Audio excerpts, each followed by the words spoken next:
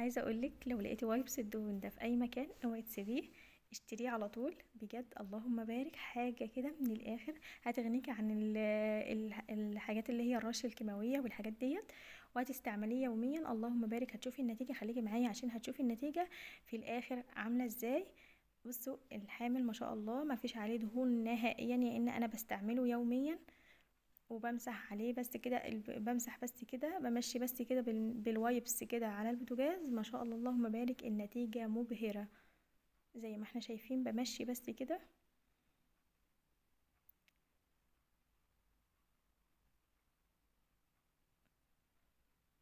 وفي هنا دهون لازقة على البوتاجاز، يعني ماسكة في البوتاجاز.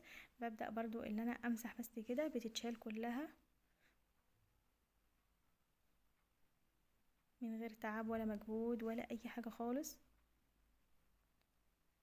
وبتمسحي بيه بالزراير، بتمسحي بيه البوتاجاز كامل. طبعا هعمل معاكم برضو الروتين الكامل للبوتاجاز. يعني ان شاء الله باذن الله خليكم معايا وهتشوفوا معايا كل جديد. شايفين منظر المنديل؟ ما كانش باين عليه خالص اللي هو عليه دهون خالص، يعني ما شاء الله. شايفين منظر المنديل؟ اللهم بارك.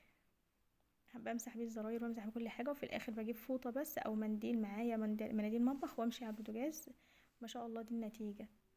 قوليلي ايه رايكم. مع السلامه.